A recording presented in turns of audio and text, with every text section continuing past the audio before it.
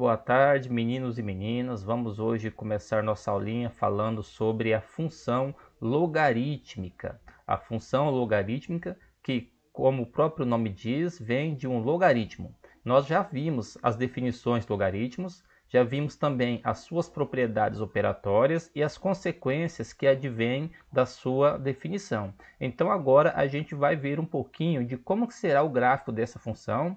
Por quê? Porque nós já vimos a função exponencial, né?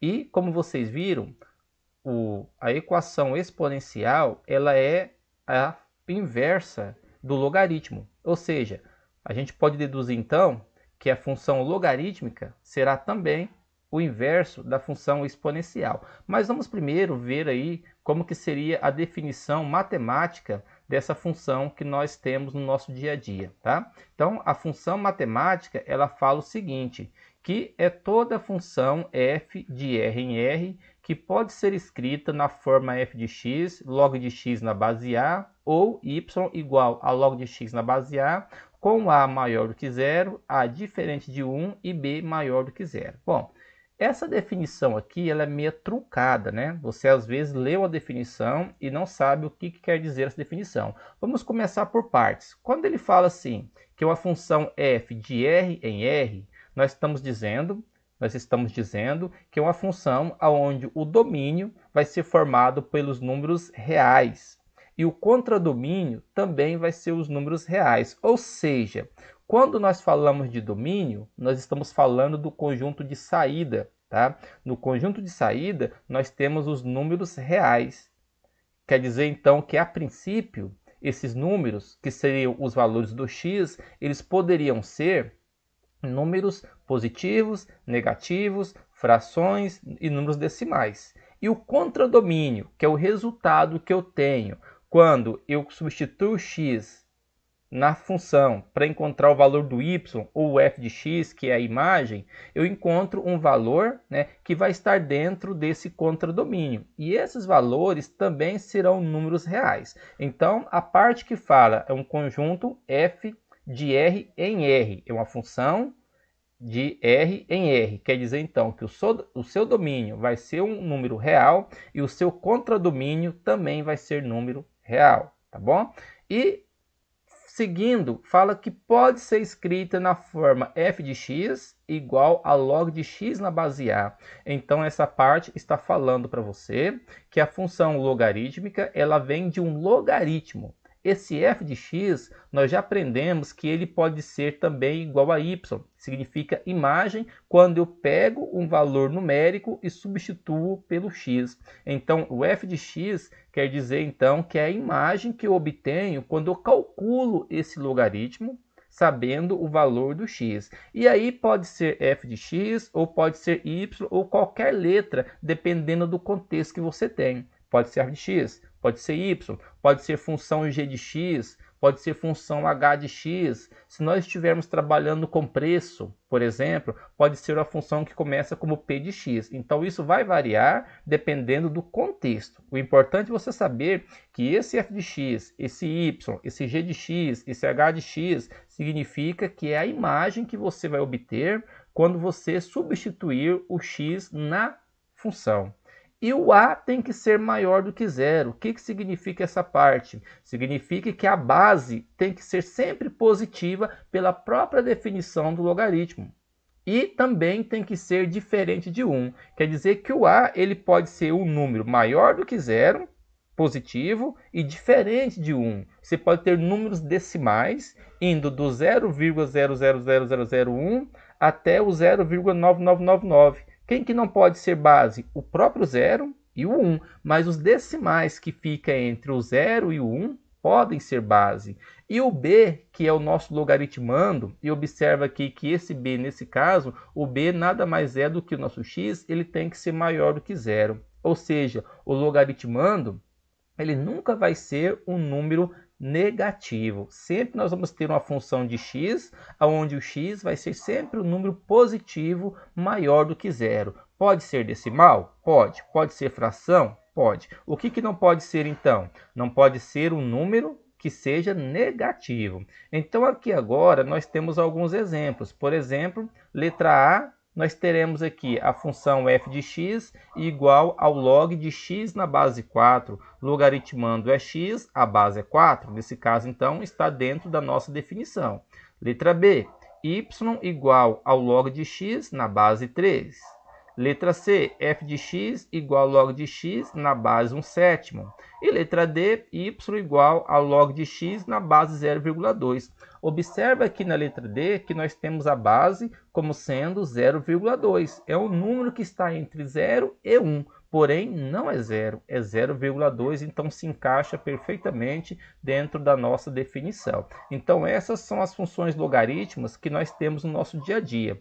Quando nós temos um logaritmando, que é um número inteiro, né, e a base também um número inteiro e sozinho, geralmente nós falamos que essa é uma função logarítmica pura, tá? Log de x na base 4, log de x na base 3, log de x na base 1/7, log de x na base 0,2 são funções logarítmicas puras, porque você não tem nenhum número somando com o logaritmando e nem com a base, tá? Você tem um único número no logaritmando e um único número na base. Então, nós falamos que essas são funções puras. Depois de tudo isso, nós temos, então, o domínio e a imagem da função logarítmica. Observa que na definição, eu falei para vocês que o domínio está dentro do conjunto dos números reais. E a imagem também está dentro do contradomínio, que é o conjunto dos números reais. Porém, se falando de função logarítmica, nós vamos lembrar sempre que, pela própria definição, o domínio é um conjunto real positivo sem o zero. Por quê? Porque lá atrás eu falei para vocês que o domínio é quem? É o x, é o valor que eu substituo no lugar do x. Então, esse valor do x está no logaritmando, ele tem que ser sempre maior do que zero. Por isso, o domínio vai ser sempre um real positivo sem o zero. Tá? Esse asterisco aí no domínio está tirando o zero do nosso conjunto. Esse sinalzinho de mais aqui quer dizer, então, que esse é um conjunto positivo. E a imagem é o conjunto dos números reais, ou seja, substituindo o x no logaritmo, o resultado pode ser qualquer valor. Positivo, pode ser negativo? Pode. Pode ser fração? Pode. Pode ser decimal? Pode também. Então a imagem não tem restrição. Aonde que está a restrição? Para o domínio. Domínio tem que ser um número real positivo e não pode ser também o zero, certo? E como que vai ficar o nosso gráfico, a nossa representação gráfica dessa função? Bom, a nossa função, ela sempre vai ser de duas maneiras. Ela pode ser crescente, né? E ela também pode ser decrescente, assim como nas outras funções. Mas a função logarítmica, ela será crescente quando nós temos a base A maior do que 1. Toda vez que essa base A for maior do que 1, essa função vai ser crescente. Significa que, aumentando os valores do x, vai aumentar também os valores do y. Então, nós temos aqui esses exemplos para você comparar. Primeiro, f de x igual a log de x na base 2. O 2 ele é maior do que 1, então essa função é crescente. Segundo exemplo, log de x na base 9. O 9 é maior do que 1, então essa função é crescente. E o último, log de x na base 5/3. Aqui toma cuidado. Sempre que a sua base for uma fração, para você não perder exercício, você faz aquela brincadeirinha de dividir o numerador pelo denominador e comparar o resultado. 5 dividido por 3. 5 dividido por 3 vai dar um número maior do que 1. Se você tem 5 laranjas e dividir para 3 pessoas, cada pessoa vai ficar com uma laranja e ainda vai sobrar 2. Então, o resultado dá um número maior do que 1. Nesse caso, então, ela é uma função crescente. Então, para você saber se uma função é crescente ou decrescente, não precisa fazer cálculo. É só você olhar a base e comparar. Se a base for maior do que 1, ela é crescente. E a representação no plano cartesiano?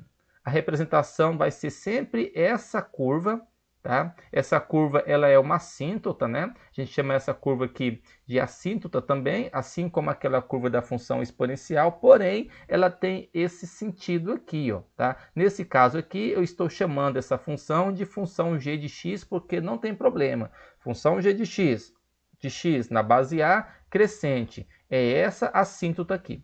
Aqui eu quero chamar a atenção de vocês para duas coisas. Primeiro, toda função logarítmica onde a base é pura, ela vai passar no 1, que está localizado no eixo x. Tá? Se você tem apenas um número na base, apenas um número no logaritmando, nesse caso nós falamos que essa função é uma função pura. O gráfico, quando você fazer o gráfico utilizando a tabelinha, o gráfico vai ser essa curva e essa curva tem que passar nesse 1 aqui. Professor, e se o meu gráfico não passar nesse 1? Você com certeza pode ter errado, tá?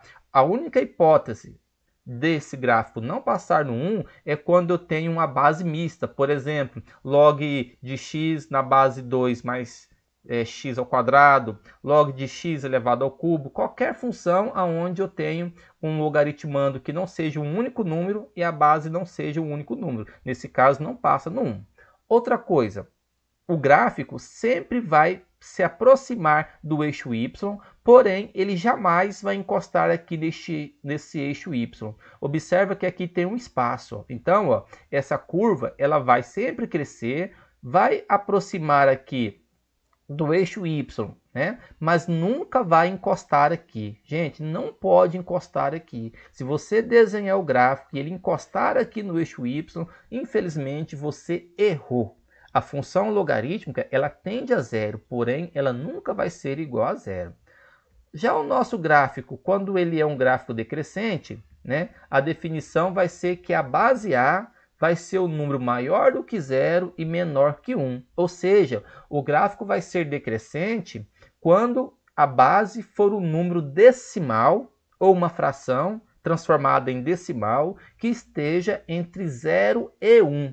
0,1 até 0,999. Nesse caso, nós teríamos aí uma função decrescente, tá bom? Geralmente, as funções decrescentes, elas aparecem representadas por frações. Então, nesse caso, é muito importante vocês pegarem o numerador, dividir para o denominador e comparar, tá? Por exemplo, aqui, função f de x, log de x na base 3/5. Se você pegar o 3 e dividir por 5, vai dar 0,6. 0,6 é o número que está entre 0 e 1. Então, essa função ela é uma função decrescente. Se eu tenho aqui y igual a log de x na base 1/2. 1/2 é 0,5. 0,5 está entre 0 e 1. Então, nesse caso, nós temos uma função decrescente, tá? Outro exemplo, log de x na base 0,1, né? Log de x na base 0,1. 0,1 é maior do que 0 e é menor do que 1. Então, também seria uma função decrescente. E o nosso gráfico? O nosso gráfico seria uma assíntota, né? Que teria esse formato aqui. Observa novamente que o gráfico passa no 1, certo? Que está aqui no eixo x. E ele vai até o eixo y, porém aqui tem um espaço. Ou seja, esse gráfico ele não pode encostar no eixo y jamais, como eu falei há alguns segundos atrás. Tá? Então, nós temos somente dois tipos de função logarítmica. Ele sempre vai ficar na sua direita. Tá? Ele vai ser crescente e vai ser decrescente. Vai sempre cortar o eixo x no 1, se é uma função pura. O gráfico vai se aproximar do eixo y, porém não pode encostar no eixo y. Tá? Se encostar no eixo y, significa que você de alguma forma errou. Certo, primeiro ano da Escola de Edmundo Rocha, essas são as primeiras definições de funções logarítmicas. Professor, se eu for calcular um gráfico, se eu for construir um gráfico, como que eu vou fazer isso? Pela nossa velha e boa tabelinha. Vamos desenhar a tabelinha, escolher o valor do x, calcular o resultado que será o y, vamos colocar no plano cartesiano e vamos desenhar o gráfico assim como nós fazíamos nas funções do primeiro, do segundo grau, na função modular e na função exponencial.